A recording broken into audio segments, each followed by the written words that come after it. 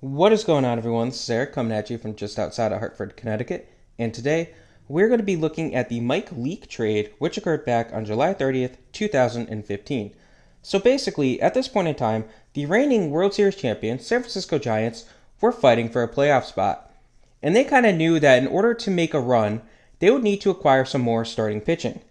So as a result, they set their eyes on starting pitcher Mike Leake, who was having a decent year in Cincinnati, and they decided to trade a pair of players to Cincinnati in order to acquire the expiring contract of Mike Leake. So how did this trade work out? We're going to start by discussing the San Francisco Giants, who got starting pitcher Mike Leake. Now, Leake would hurt his hamstring after a single start in San Francisco, which did cause him to miss about a month. He was able to eat some innings for the Giants, but he wasn't that effective, all things considered. He went 2-5 with a 4.09 ERA as a member of the Giants before he walked, so it wasn't the best move for the Giants. At least he did save their relievers from having to pitch too much, though. Now, how did the Cincinnati Reds do? So they got a pair of players in this trade, the first of whom was outfielder Adam Duvall. Now, Duvall had a decent debut in 2015, but he really broke out as a starter in 2016 for the Reds. He smashed 33 home runs and 103 RBIs en route to an All-Star game and home run derby appearance. He would hit .249 with 31 homers in 2017, so he's a very good power bat. Now, he did have a rough start to the 2018 season, as he would only hit .205 before he was dealt at the deadline, but all things considered, he was a one-time All-Star as a member of the Cincinnati Reds. Now, he gets traded to Atlanta in exchange for three players, the first of whom is reliever Lucas Sims. Now, Sims did pitch as a starter at times as well, but he's mostly been a reliever, and he's been a serviceable pitcher for the team since being acquired mid-2018. He's posted an ERA of 4.17 with a 10-4 record. Now, he did spend some time as the team's closer in 2021, but honestly, if you were a pitcher on the Reds in 2021, you probably closed a game or two. So, yeah. Now, they also got reliever Matt Weissler, and Weissler, he was mildly successful across 13 innings pitched. He had an ERA of 2.03. However, the team decided to go in a different direction, and they would trade him to the San Diego Padres in exchange for reliever Diomar Lopez.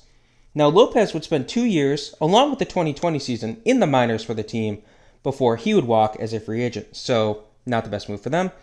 Now, Cincinnati also got outfielder Preston Tucker from Atlanta, and Tucker, he would hit a .189 with a pair of homers over 17 games before he was traded back to Atlanta for cash considerations. We will not be discussing that trade. Now, Cincinnati also got reliever Keury Mella in exchange for Mike Leake himself in the original trade with the Giants. Now, Mella would make 8 appearances over 3 years for the Reds, posting a combined total of a 7.94 ERA, yikes, before being allowed to walk. He was decent in the minors, but when you called him up, he just didn't have it. So that's how San Francisco and Cincinnati did. How did the other two teams do? We're going to start with Atlanta, who got outfielder Adam Duvall.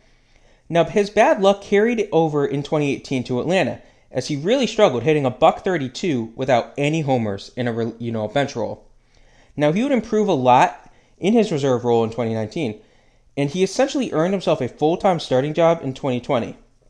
Now, he would walk after that, but it should be noted that Duvall enjoyed his time in Atlanta, and he enjoyed being on the team, and the team enjoyed having him there. Had this trade not happened, there is a chance that Atlanta would not have reacquired him in 2021, and I mean, he was obviously a very important piece of their postseason World Series win in 2021. So, there's a chance. Now, we did discuss this trade during the Craig Kimbrell trade, which will be linked in the description below, but I decided to discuss again just because now we have the 2021 postseason in retrospect. Now, the last team we have in this trade is the San Diego Padres, who got reliever Matt Weissler, and Weissler had a 5.28 ERA across 21 appearances before he was traded away by the Padres. We will not be discussing that trade. So now we have my favorite part, the total wars. Who wins this trade? Cincinnati won the trade with an 8.0 WAR out of all of their combined players, most of which came from Adam Duvall himself. San Francisco got a 0.6 out of Mike Leake. Atlanta got a 1.1 out of Adam Duvall, and that, of course, does not include his 2021 season. And the San Diego Padres got a negative .1. Hope you guys enjoyed this trade. This was the Mike Leake trade breakdown. Have a good rest of your day.